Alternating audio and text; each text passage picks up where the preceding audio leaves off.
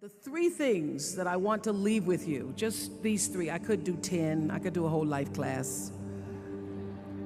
But just these three things will carry you if you let them. First and foremost, knowing who you are. Knowing who you are. Being able to answer this question, who am I and what do I want? I'm not asking for the roles that you play as daughters. I'm not asking that question. What are the roles that you play as a daughter, as a friend, as a sister? You're going to be a lawyer, you're going to teach, you're going to be a pharmacist. I'm asking the bigger question of who am I? Who am I really? My answer is I am God's child.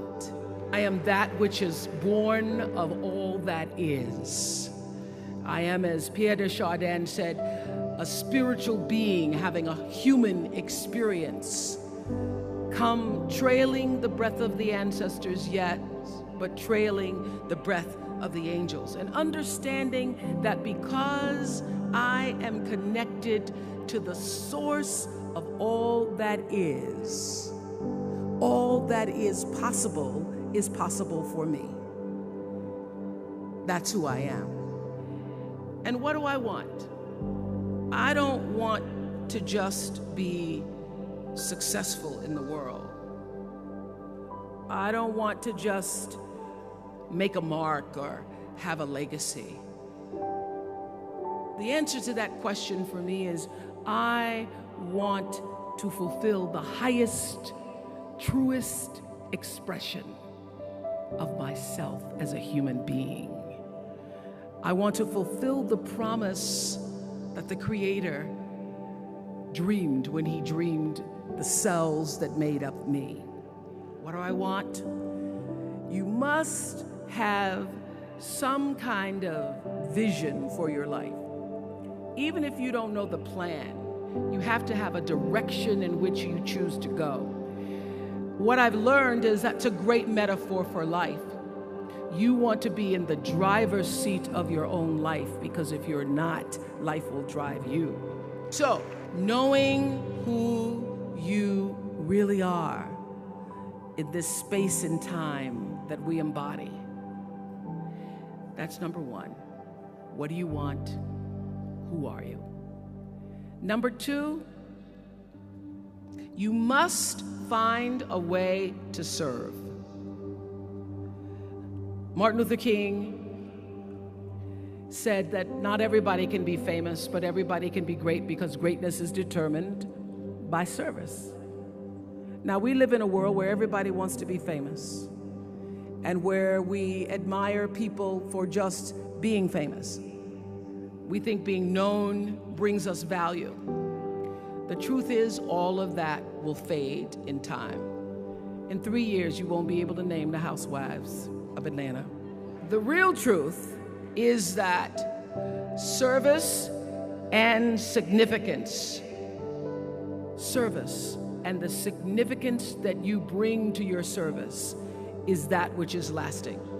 So to be able to, whatever your occupation or job or talent or gift is, our honorees today getting doctorate degrees, to apparently opposite fields, HIV and AIDS and the spoken word. But what they have in common is service, using the spoken word in service to community and the world, using your knowledge and information about HIV and AIDS and medicine in service to the world. And if you look at all the most successful people in the world, whether they know it or not, they have that paradigm of service. Everybody's talking about Mark Zuckerberg and IPO. Service. Jay-Z rapping. Service. Through the word, to people, through song. Using whatever it is you produce, your product, as a way of giving back to the world.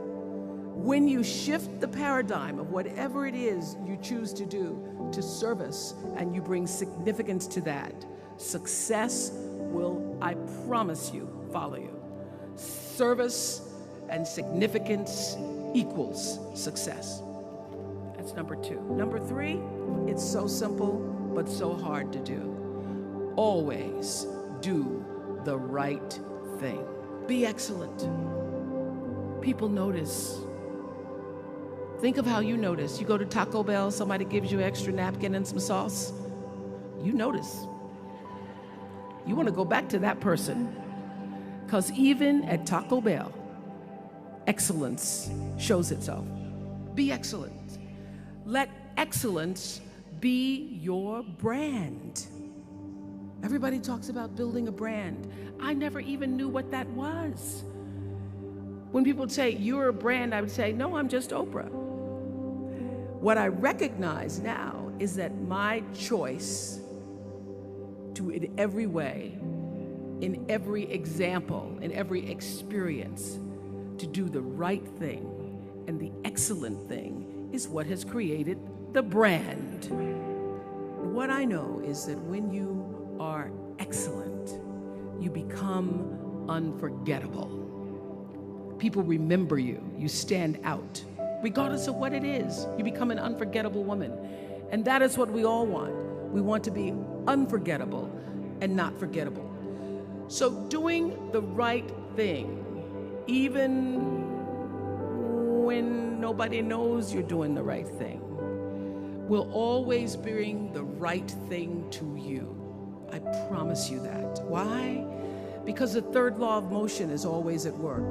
For every action, there's an equal and opposite reaction. That is so true in all of our lives.